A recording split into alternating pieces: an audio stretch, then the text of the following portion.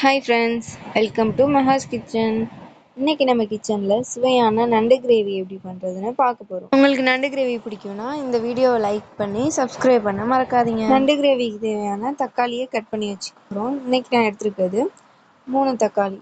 நான் கட் பண்ணுற மாதிரி கட் பண்ணால் தக்காளியை சீக்கிரம் கட் பண்ணிடலாம். உங்களுக்கு பிடிச்சிருந்தா இது மாதிரி கட் பண்ணி பாருங்கள், சீக்கிரம் கட் பண்ணிடலாம். தக்காளி கட் பண்ணதுக்கப்புறம் 4 வெங்காயத்தை எடுத்து அதையும் கட் பண்ணி வச்சுக்கலாம். அதோடு சேர்த்து 2 பச்சை மிளகாவையும் கட் பண்ணி வச்சுக்கலாம். அடுப்பை ஆன் பண்ணி அதில் கடாய் வச்சு 4 ஸ்பூன் எண்ணெய் ஊற்றி அது காஞ்சதும் சோம்பு போட்டு அது ப்ரௌன் கலரில் ஆனதுக்கப்புறம் அதில் வெங்காயத்தை கொட்டி நல்லா வதக்க போகிறோம். அதுக்கு முன்னாடி சிம்மில் வச்சுக்கணும், இல்லைன்னா அது கரிஞ்சிரும். அப்புறம் வெங்காயத்தை கொட்டி நல்லா வதக்கணும். அதில் கொஞ்சம் சால்ட்டு சேர்த்து நல்லா கண்ணாடி பதம் வர வரையும் நல்லா வதக்கணும்.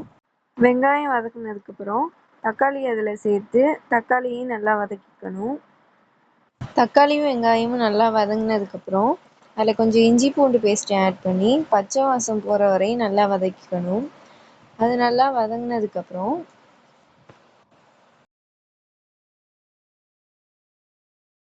இஞ்சி பூண்டில் இருக்க பச்சை வாசம் போனதுக்கப்புறம் அதில் நம்ம க்ளீன் பண்ணி வச்சுருக்க நண்டை எடுத்து அதில் சேர்த்து நல்லா கலந்து விட்டுக்க போகிறோம்.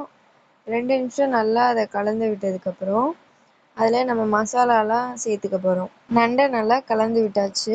இப்போ நம்ம மசாலா சேர்த்துக்கலாம். ஃபஸ்ட்டு மஞ்சத்தூள் சேர்த்து அதை நல்லா கலந்து விட்டுக்க போகிறோம். அது நல்லா கலந்து விட்டதுக்கப்புறம் 1.5 ஸ்பூன் மிளகாத்தூள், தனி மிளகாய் தூள் சேர்த்து அதையும் நல்லா கலந்து விட்டுக்கணும். அது நல்லா கலந்து விட்டதுக்கப்புறம் அதில் கொஞ்சம் சால்ட்டு சேர்த்து அதையும் நல்லா மிக்ஸ் பண்ணணும். அது நல்லா மிக்ஸ் பண்ணதுக்கப்புறம் 2 டம்ளர் தண்ணி ஊற்றி அதை மூடி போட்டு ஒரு 10 நிமிஷம் கொதிக்க விடணும். 10 நிமிஷத்துக்கு அப்புறம் திறந்து பார்த்தா அது நல்லா கொதிச்சிருக்கும். அதை இன்னொரு தடவை கலந்து விட்டு இப்போ மல்லித்தூள் ஆட் பண்ண மறந்துட்டோம். அதில் கொஞ்சம் மல்லித்தூள் ஆட் பண்ணி அதையும் ஒரு 5 நிமிஷம் நல்லா கொதிக்க விடணும்.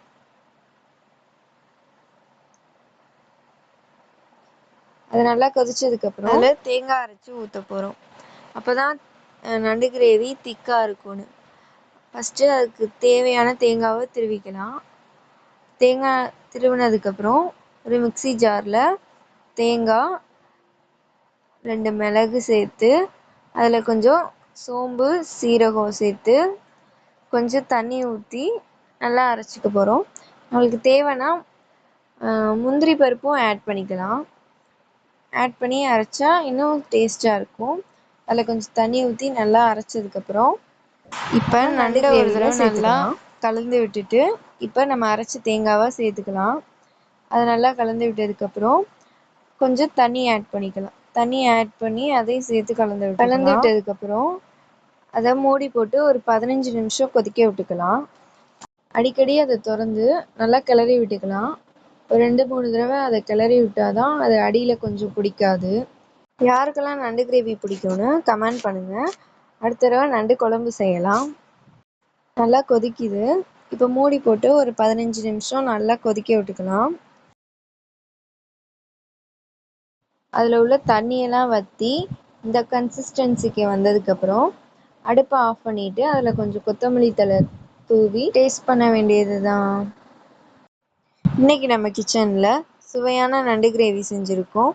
இந்த ரெசிபி உங்களுக்கு பிடிச்சிருந்தா லைக் பண்ணி இந்த ரெசிபியை கண்டிப்பாக ட்ரை பண்ணி பாருங்கள். ரொம்ப டேஸ்ட்டாக இருக்கும்.